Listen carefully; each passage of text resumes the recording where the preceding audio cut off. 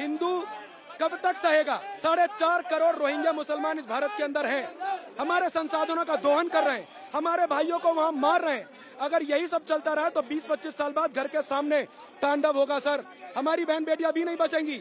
आज हमें इकट्ठा होना होगा। सर्व हिंदू समाज। यहाँ पर उठाई गई आवाज से बांग्लादेश पर दबाव बनाया जा सकता है। ये 100% दबाव बनाएंगे।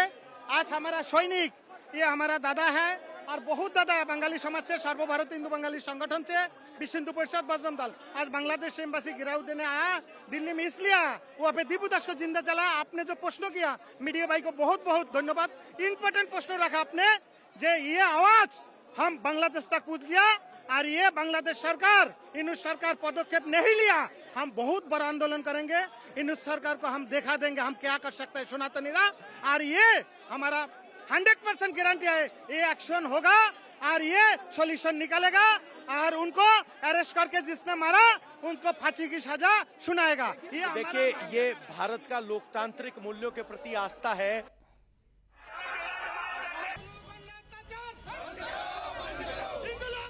प्रदर्शनकारी बांग्लादेश में हिंदुओं पर हो रहे अत्याचार को रोकने की मांग कर रहे थे।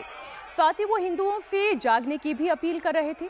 हिंदूवादी संगठनों का कहना है कि अगर हिंदू समाज नहीं जागा तो ऐसे में जो अभी बांग्लादेश में हिंदुओं पर अत्याचार हो रहा है वो समय दूर नहीं कि भारत में भी हिंदुओं पर अत्याचार होगा। देखिए, हमें अफगानिस्तान से भगाया गया, हमें पाकिस्तान से भगाया जा रहा है, ईरान से भगाया गया, इराक से भगाया जा रहा है, बांग्लादेश से भगाया जा रहा है। ये जिहादी यूसुफ जी, उनको जो नोबेल पीस प्राइज मिलता है वो पीस प्राइज भी वापस लिया जाए। शायद वो तमाशा देखती रही। दीपू के बाद 4 ऐसे और इंसिडेंसेस हो चुके हैं। रोज ऐसे लोग जलते हैं। वो दीपू अकेला नहीं चला है, उस दीपू के साथ साथ मैं भी वो दीपू हो सकती हूँ, आप भी वो दीपू हो सकते हो जो आगे जलाए जाएंगे। साथ बांग्लादेश में एक छोटा राष्ट्र बनाया जाए जो हिंदुओं के लिए उन्हीं की मातृभूमि पे सेफ हो, जहाँ पे शरिया लॉ नहीं हो, जहाँ पे कॉन्स्टिट्यूशन में उनके माइनॉरिटी के राइट्स रहे और एक हिंदू राष्ट्र का झंडा फहराया जाए।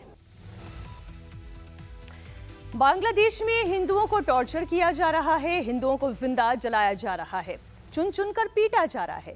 इसके खिलाफ कोलकाता और दिल्ली में ही प्रोटेस्ट नहीं हुआ, बल्कि भोपाल से लेकर सूरत तक, नागपुर से लेकर हैदराबाद तक प्रोटेस्ट हुआ। भोपाल में बड़ी संख्या में हिंदूवादी संगठन के लोग सड़क पर उतरे, बांग्लादेश का पुतला फूका, बांग्लादेश के खिलाफ नारेबाजी की गई, जिहादी जमातियों के खिलाफ एक्शन की मांग की गई।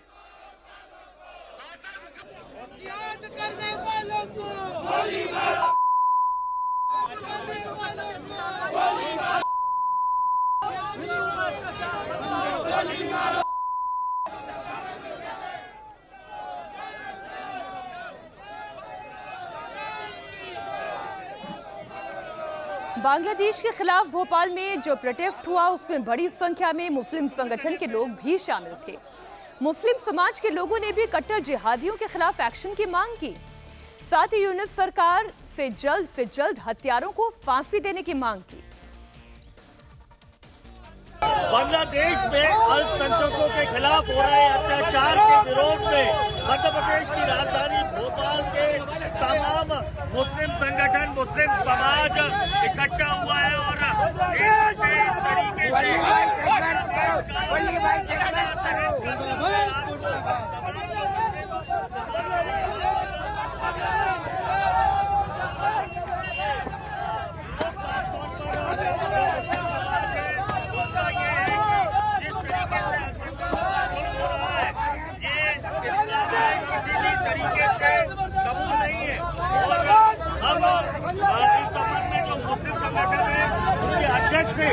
बात भी करने की तस्वीरें आप पहले देख लीजिए।